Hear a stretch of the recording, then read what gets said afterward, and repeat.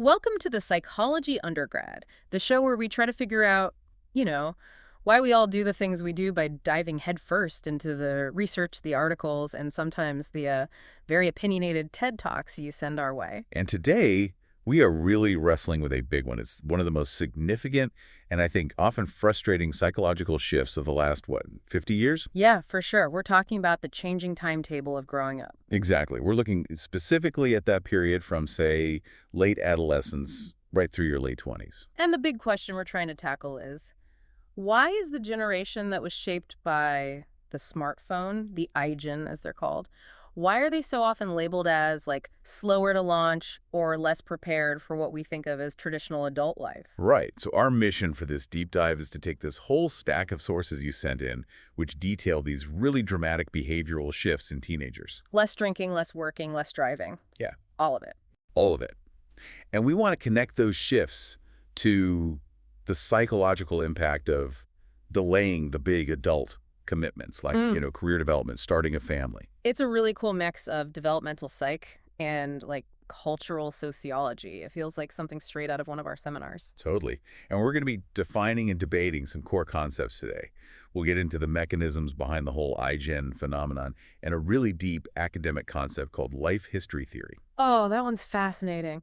And also the critical difference between just, procrastinating versus actively building what one of our sources calls identity capital. Which is such a great term. It is. So let's start where the popular critique often lands, this cultural idea that 30 is the new 20. Is that actually true, or is it, I don't know, a damaging lie? Yeah, what does the data actually say about the skills, the development, and maybe most critically, the mental health of this super connected but often really isolated generation? Okay, so where do we begin? Let's start with the hard numbers. I think we have to. To really frame this discussion, we need to properly define the cohort we're talking about.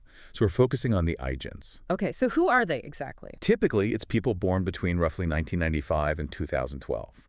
The defining feature is that they're the first generation that can't really remember a time before high-speed internet or, and this is the crucial part, before the smartphone. The name itself, iGen, is so telling. It's more than just a nod to the iPhone, right? Even though that piece of technology is totally central to their experience. It is.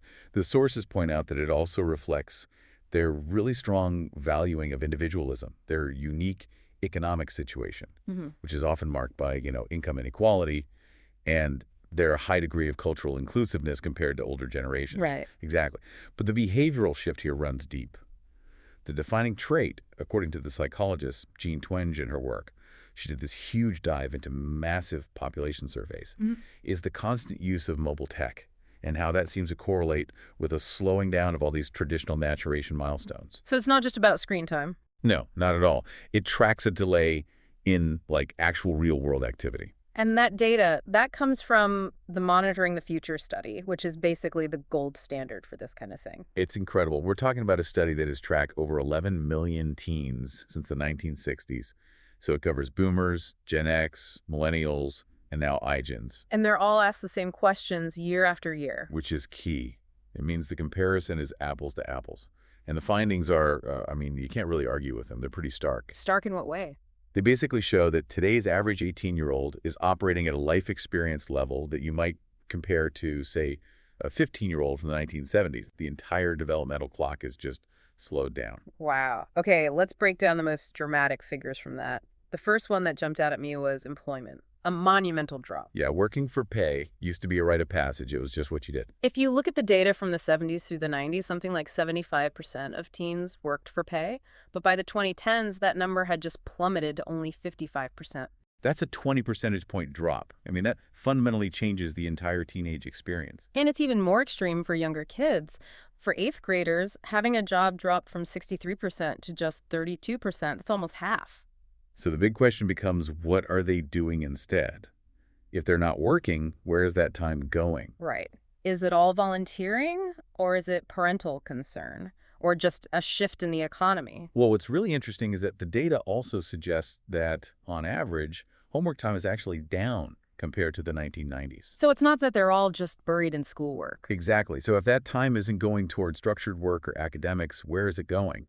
It suggests that the perceived pressure isn't necessarily from school, but maybe from something else, like this internal self-directed pressure tied to high achievement, or just being overscheduled by parents with non-work activities. That makes sense. And that connects directly to the whole independence factor, right? For my parents' generation, the job driving connection was this like critical cycle of forced independence. Explain that. What do you mean? Well, you needed a job to afford a car, and you pretty much needed a car to get to the job. It was a functional necessity. It forced you to, figure out the world on your own. And then the necessity is just waning. Totally. Look at the driving data. The percentage of high school seniors with a driver's license dropped from 88% down to 73%. It's a 15-point drop. That's a huge portion of young adults who don't have that basic ability to just move freely without calling an Uber or, more likely, asking mom or dad for a ride. Right. And it's not a moral failing, as one source points out. It's a structural one. Sure. If your parents are driving you everywhere, and maybe the job market for those classic teen jobs, retail, fast food has shrunk because of automation, or older workers staying in those jobs longer. Then the economic reason to be independent right away it's reduced. And that context is so important when we start talking about how prepared they are later on. Okay, so that's work and independence. But what about the social side, the risk behavior? The situation there gets a little more nuanced. Yeah, this is where it gets interesting because you see a significant and in many ways really positive decline in risk-taking. The sociologists in the articles call these changes virtuous. Right. So, for example, dating among high school seniors dropped from 86% to 63%. That's a big drop. And alcohol use. Among seniors, it went from a historic high of 93% down to 67%. And for the younger kids, the eighth graders, it's even sharper. Alcohol use went from 56% down to just 29%. Even sexual activity is happening later. For ninth graders, having sex dropped from 38% down to 29%. And for seniors, it went from 68% in the early 90s to 62% today. And the data is crystal clear. This generation is slowing down their engagement with all these traditional markers of adult social and physical maturity. Okay, so we have to make a key analytical distinction here. This is important. What's that? On the one hand, less drinking and less sex. That's objectively good news. Yeah. It means fewer bad outcomes like, addiction, unwanted pregnancies, car accidents. Sure, that's the virtuous part. But on the other hand, the decline in working and driving has nothing to do with virtue. And it might suggest a lack of exposure to the practical, sometimes messy business of just navigating the world on your own. So the big question isn't just what is slowing down, but why? Right. And we can kind of dismiss the easy explanations pretty quickly. It's not just laziness, because like we said, the homework data doesn't back that up. And it's not purely the Great Recession from 2008 either. No, because these trends actually got more intense after the economy started getting better around 2011. So that points to something deeper, a more fundamental mechanism at play. Which is where we need to bring in that big psychological concept you mentioned, life history theory. LHT, yes. Yeah. It gives us this really powerful psychological framework for understanding this whole slowdown as an adaptive strategy, not just a failure. I found this part of the reading so cool because it's used across biology and psychology.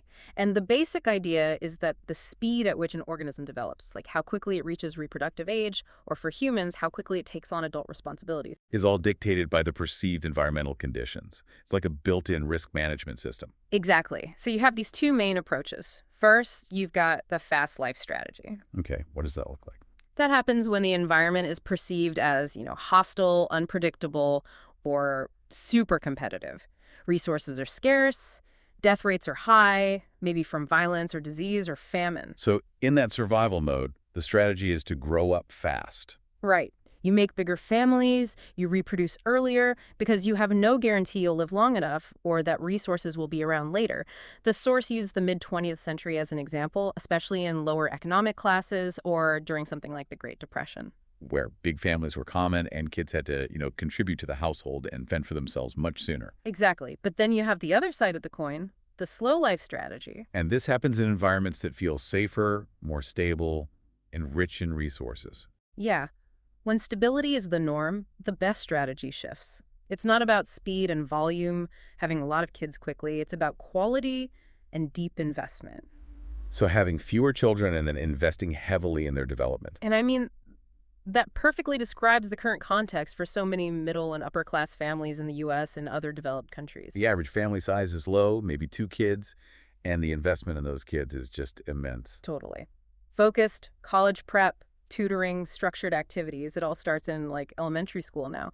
The whole goal is to maximize the long-term potential of each individual child. So from an LHT perspective, this slow launch we're seeing in the iGen is a rational adaptation. It's a developmental strategy that pushes back the physical and economic responsibilities of being an adult. To allow for a longer period of focused development and skill building. It's not morally better or worse. It's just an adaptation to an environment that feels safe, but also incredibly complex and competitive, one where you need a specialized education to succeed. That just provides so much psychological context. We're not looking at lazy teens. We're looking at individuals who are responding logically to a cultural and economic environment that's telling them two things. And what are they? One, the world is safe enough for you to take your time.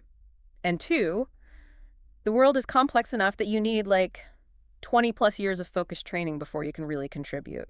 But, and this is a huge but, this slower pace comes with some really significant trade-offs. Yeah. This is where the concern about preparedness really comes in. Right. The benefit, like we said, is a longer, more protected window for social and emotional development before they have to deal with the big adult milestones. But the downside is what you could call a developmental compression zone. I like that term. Yeah, by delaying exposure to real-world complexity like managing risk, handling your own finances, or dealing with difficult social situations, we risk them arriving at college or their first job feeling just woefully unprepared. The alcohol data makes this point so vividly.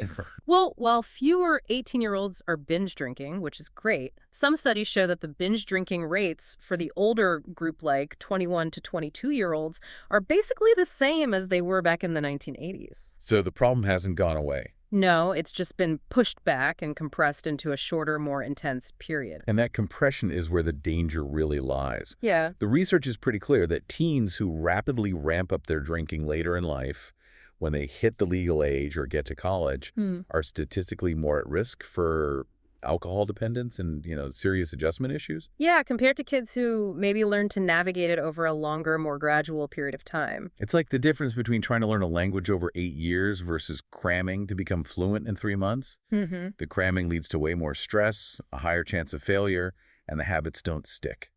So delayed exposure, ironically, can make the eventual encounter with that risk element even more damaging. And this pattern goes way beyond alcohol.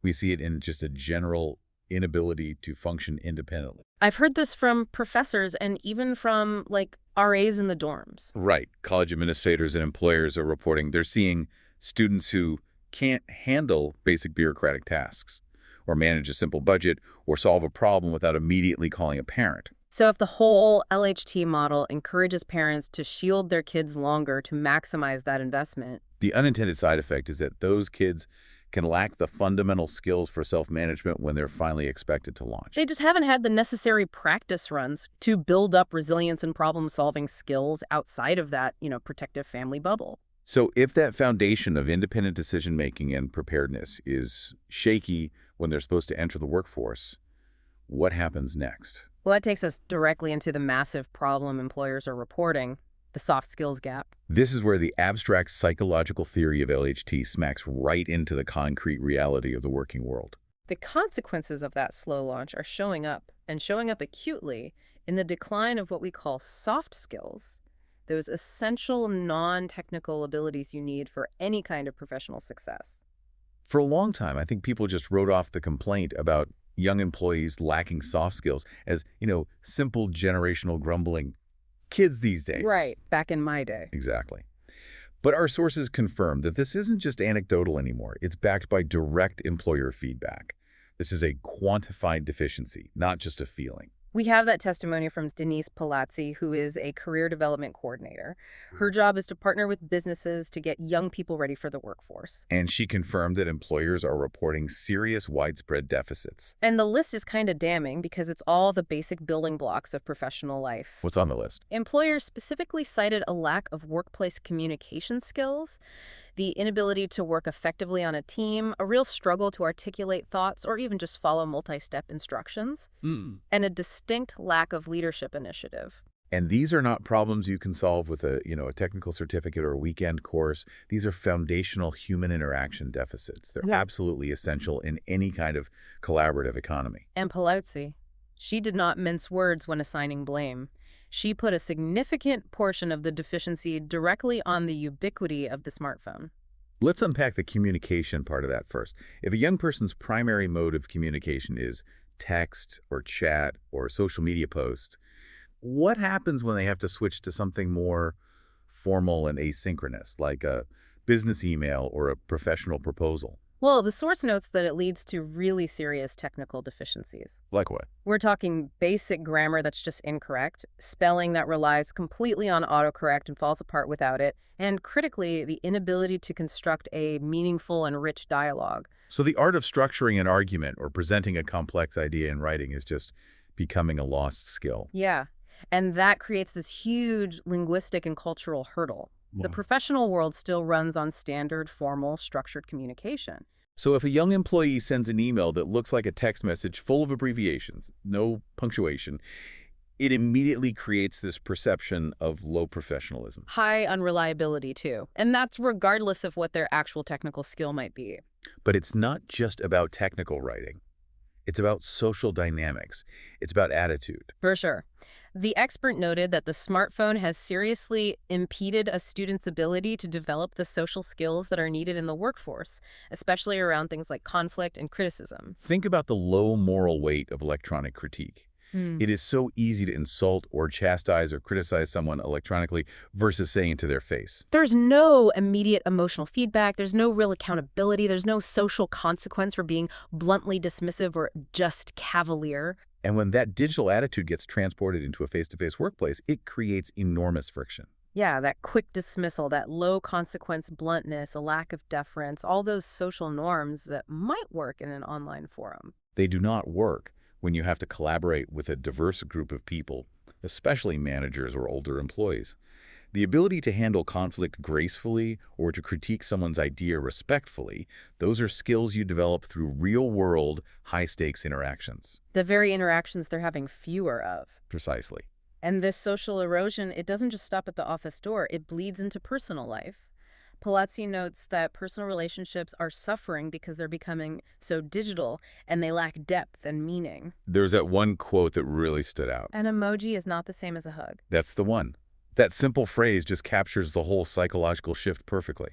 We've moved from embodied communication, where your intent, your nuance, your empathy, it's all conveyed through tone and posture and physical presence. They're relying on this digital shorthand that can express the idea of an emotion, but never the full depth of the emotion itself. And if your primary way of connecting with people lacks that depth, your relationships are inevitably going to feel a little hollow. What's really fascinating here is that this shift, this kind of digital social diet, aligns almost perfectly with the documented national rise in adolescent mental health issues. Yeah, this brings us to that classic psych discussion of correlation versus causation. Jean Twenge's analysis shows this incredibly powerful correlation. Which is why. The national rise in loneliness, anxiety, and depression among teens mirrors the explosive market penetration of the iPhone and similar devices. The sharp upswing in all these mental health issues started right around 2012. And Twenge makes a strong case for it not being other things. She points out it wasn't the Great Recession that caused the anxiety spike, because the spike just kept going up even after the economy started to recover. Right, and it wasn't just more academic pressure because, like we already established, homework time is actually down. So the one factor that changed so dramatically right at that inflection point was this constant, personalized, highly engaging, mobile connection. And the mechanism seems to be a combination of digital isolation and social comparison. So teens are spending less time with friends in person, that kind of unstructured, restorative, face-to-face hanging out that builds true social resilience. And they're replacing it with 5 to 6 hours a day of structured digital activity. Yeah. Texting, chatting, gaming, streaming. And Twen's research argues that spending more than 2 hours a day on these activities significantly raises the risk for serious mental health problems. Which is a staggering benchmark when you think about the average usage time for most teens. This isn't just a leisure activity anymore. It's fundamentally restructuring their social cognition. And that digital environment is just a psychological minefield. It really is. First, you've got the fact that online content inherently creates unrealistic expectations about body image, about wealth, about happiness. Everyone posts their highlight reel, not their actual reality. Exactly. And second, and this is maybe more insidious, it dramatically increases the opportunities for feeling left out. This is the fear of missing out, right? FOMO. And I remember from our social psych class, scientists have shown that social exclusion, that feeling of being rejected or left out, it activates the same neural pathways in the brain as physical pain. Yeah. So social media, by constantly broadcasting all these events and interactions that you are not a part of, it basically weaponizes that pain pathway. It creates this chronic, low-level anguish. Then on top of that, there are clear and really concerning gender differences. Girls seem to be uniquely vulnerable here. They tend to use social media more frequently for social comparison, and they internalize that pressure more intensely. They report feeling left out more often than boys do, and they report experiencing cyberbullying at twice the rate of boys. Twenge calls it an epidemic of anguish. So you end up with this generation that is, on the one hand, deeply sensitive, inclusive, and socially conscious. They care immensely about social justice. But on the other hand, they're being psychologically assaulted by the very medium they use to connect. Their high empathy seems to be colliding directly with their low resilience. And this recognition of the skill deficit has forced institutions to adapt really fast.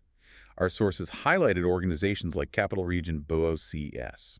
Yeah, they're formally incorporating soft skills education right into the curriculum. And it's not just like a lecture on manners.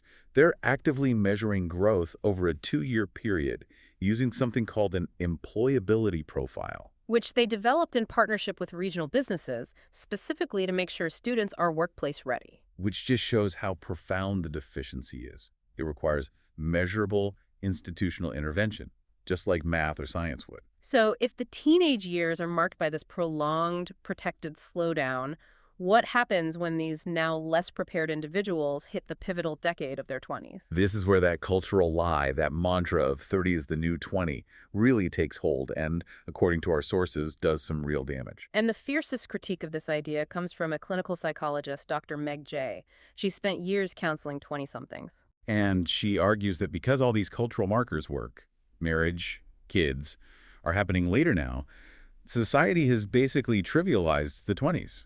We've granted them the status of extended adolescence. You see it everywhere in pop culture. People use these derogatory terms like twixters or kidults to describe people living at home or, seemingly spinning their wheels. But Jay's point is that this trivialization is psychologically dangerous. She insists the 20s are absolutely not a developmental downtime. No.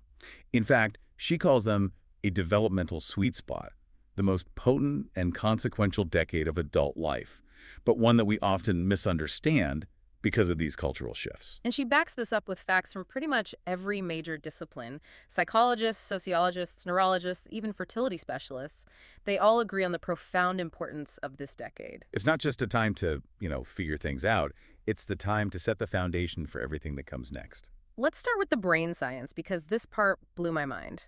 Jay notes that the brain completes its second and last major growth spurt in your 20s. Right, the prefrontal cortex, the part that's responsible for planning, judgment, impulse control, it's rewiring itself for full adulthood. Which means, and this is the key part, that your personality changes more during your 20s than at any other time in your life. More than in childhood. So that is your window for change. If you want to fundamentally alter a habit or change your outlook or develop professional resilience, your brain is never going to be more plastic and adaptable than it is in your 20s. And we neglect that knowledge. We tell people to just have fun. Then there's what she calls the 80% rule, which is terrifyingly specific and important. What's the rule? 80% of life's most defining moments, the decisions, the experiences, the aha moments that fundamentally shape the rest of your life, take place by age 35. 80%. That's a lot. It's almost everything. And it isn't just about big events. It's about compounding interest. Think about your career. The first 10 years of a career have an exponential impact on your future earnings, on the quality of opportunities you get later on. So if you wait until you're 30 to start getting serious, you haven't just lost 5 years. You've sacrificed a decade of compounded network growth, skill development, and professional reputation building. And you can't ignore the biological constraints either. Absolutely not. We can delay our social clocks, but we cannot stop the biological clock. Female fertility peaks around age 28. And while many women can and do have children later, the medical and physical complications rise steeply after 35. So endorsing the social clock of extended adolescence while totally ignoring the physical clock is just a huge disservice to 20-somethings. So we have this scientifically critical period. It's like the adult equivalent of the highly influential first 5 years of childhood, and yet the cultural narrative is, relax, nothing counts yet. And the result, Jay argues, is inaction. The belief that you have 10 extra years to start your life robs people of urgency and ambition. And that leads to stasis, or what she calls benign neglect. It's procrastination dressed up as identity exploration. People justify waiting things out. Oh, this bad job doesn't count, it's just temporary. Or, I know my partner isn't right for me, but this relationship is just killing time. This failure to prioritize leads to a crisis later on. And the reality of that failure hits hard, usually in the late 20s. Jay says she starts seeing clients who are just devastated by the realization that my 20s are almost over and I have nothing to show for myself. I had a better resume the day I graduated from college. That's a brutal thought. Right. And the ultimate pain point is that compression of responsibility into the 30s. It creates what she calls enormous 30-something pressure. People try to tackle career advancement, finding a life partner, buying a home, and starting a family all at once. And those things are often incompatible. They're exponentially harder and more stressful to do at the same time. The relationship consequences are maybe the most painful. Jay uses this powerful musical chairs analogy. How does that work? 20-somethings are encouraged to just run around, date casually, have fun. But around age 30, the music stops, and everyone suddenly decides they need to find a seat. And that frantic scramble leads people to partner with the closest chair, instead of making a mindful, intentional choice that's rooted in their actual values and long-term goals. You settle out of panic, not choice. And finally, the nature of the midlife crisis actually shifts. It's not about buying a red sports car anymore to recapture your youth. No, the post-millennial midlife crisis is the painful realization of constraint. It's realizing you can't have that demanding career you want now because you're also trying to manage 2 toddlers. Or realizing you can't have the third child you now want because biological limitations have become insurmountable. And too many 30-somethings look back and ask, what was I doing in those critical years? So Jay's goal is to prevent that regret by providing 3 critical, actionable, psychological concepts to claim your adulthood now. Okay, let's break these down. What's the first one? Concept 1, get identity capital. This is the psychological antidote to all that trivial exploration and procrastination. If you're going to explore, you have to make sure that exploration is an investment. So what is identity capital? It's doing something that adds value to who you are, something that makes you a more valuable asset to your future self. It doesn't mean you have to be in your dream job at 24. But it does mean you have to be building skills, experiences, and a professional narrative that makes sense. The distinction here is so crucial. Genuine exploration is taking a cross-country internship, even if the pay is low, and treating it with the utmost professionalism. Showing up early, networking, learning a new skill set. And procrastination is using the excuse of exploration to spend 2 years in your parents' basement, telling yourself you'll start looking for a real job next year. Right. Even if you fail at a startup, that failure becomes identity capital. It shows resilience, it shows initiative, it shows a specific skill set learned under pressure. So the rule of thumb here is absolutely true. Identity capital begets identity capital. One good move makes the next good move easier. Okay, concept 2, use your weak ties. This one challenges that really ingrained trend of the urban tribe. The urban tribe being that tight circle of like-minded friends we all rely on for comfort and emotional support. Exactly. And your urban tribe is wonderful for stability, but it is terrible for opportunity. Why is that? Because they all know the same things you know. They have the same contacts. They probably work in the same fields. So huddling exclusively with your peers limits who you know, what you know, and where you can work. So new pieces of capital like jobs or housing or even new people to date almost always come from outside that inner circle. From your weak ties, Yeah. which are defined as the friends of your friends, your neighbor's boss, your old high school classmate's cousin. They are the people who bridge information gaps. And the stats on this are just staggering. They're undeniable. Research shows that half of all new jobs are never posted publicly. You don't get those jobs by refreshing Indeed all day. You get them by reaching out to your weak ties. Someone you met once at a party who mentioned they had a connection in a field you're interested in. So you have to actually invest time in maintaining and leveraging those peripheral contacts. Jay's advice is simple. If you meet someone for 10 minutes and they mention something interesting, send them a LinkedIn message the next day. A brief professional connection that you maintain over time can be infinitely more valuable than a deep friendship when you're looking for an opportunity. Okay, that makes sense. And what's the third concept? Concept 3, pick your family. Be intentional with love. This is a really profound shift in thinking for a 20-something. We all grow up with that cliche, you can't pick your family, but you can pick your friends. Right. But Jay argues that as a 20-something, you will pick your family when you choose a life partner and start your own. And that decision is one of the biggest drivers of your future success and happiness. And yet it's often the one we treat with the least intentionality. We spend months researching what car to buy or weeks preparing for a job interview, but we often just default into a life partnership because the person is convenient or seems good enough for now. So the clinical takeaway is stark. The best time to work on your marriage is before you even have one. Which means being as intentional with love as you are with your work and your identity capital.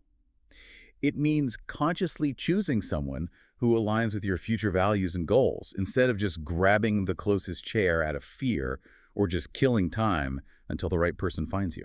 So that intentionality is really the centerpiece of claiming your 20s. It means moving from a reactive life where you wait for things to happen to you to a proactive life where you make conscious investments in the person you want to become and the life you want to build. Yeah. And the transformation Jay describes in her clients who adopt these 3 concepts is immense. They go from feeling stuck to feeling empowered. These concepts restore the very urgency that was stripped away by that cultural idea of the extended adolescence. Okay, so if we synthesize this entire deep dive, we're left with this really fascinating and kind of contradictory situation for modern young adults. Yeah, on the one hand, you have teenagers who are taking a rational, slow life strategy. They're delaying major milestones like work and driving, which gives them a longer, more protected period for their social and emotional development. But that protection comes at a cost. The cost is practical preparedness. It risks creating individuals who arrive at the starting line of adulthood, their 20s, lacking the independence, the communication skills, and the conflict management abilities they need to navigate the world. And at that exact moment, when they enter their 20s, Mm. when their neurological plasticity is at its peak, and their career growth should be compounding exponentially. They're being culturally misled into believing that this developmental sweet spot doesn't matter. And that results in delayed ambition, profound 30-something pressure, and the risk of a midlife crisis that's rooted in missed opportunities and biological constraints. So the central conflict is between the structurally imposed slow pace of adolescence and the immense biological and professional urgency of the 20s that society is encouraging them to just ignore. The solution has to be regaining that urgency. And here's the final takeaway, I think. It speaks to the immense power of small decisions that you make in your defining decade. Think of yourself as an airplane that's just leaving LAX. Okay. Right after takeoff, a slight, almost imperceptible change in course, let's say a single degree, is the difference between landing in Alaska or landing in Fiji. Wow. At 21 or 25 or even 29, one good conversation, leveraging a weak tie, or one intentional relationship choice, picking your family, or one good idea that you take seriously, identity capital. Can have an enormous compounding effect that dictates your entire destination across the next 40 years. So the actionable summary is to reclaim your power, embrace the urgency, get identity capital that actually counts toward your future story, leverage your weak ties for those unexpected opportunities, and be intentional, truly intentional when you pick your family. And finally, let's end with a provocative thought that brings us right back to the Eigen paradox. Okay, let's hear it. We established that this generation is highly inclusive, respectful, and they care deeply about social justice. They are, in many ways, more empathetic and sensitive to global issues. But that translates into a heightened sensitivity that often results in institutional frustration. Things like calls for trigger warnings and safe spaces. Right. So here's the question. If society promotes high empathy as a core value, and then becomes frustrated by the resulting high sensitivity and lack of resilience to difficult subjects, does society ultimately need to change its underlying systems and technologies, the very sources of the digital isolation and anguish, before we can demand more resilient individuals? It's a challenge to the systems we all inhabit and something for you to mull over as you navigate your own defining decade. Thank you for joining us for this deep dive into the changing path to adulthood. Until next time, keep exploring the human condition.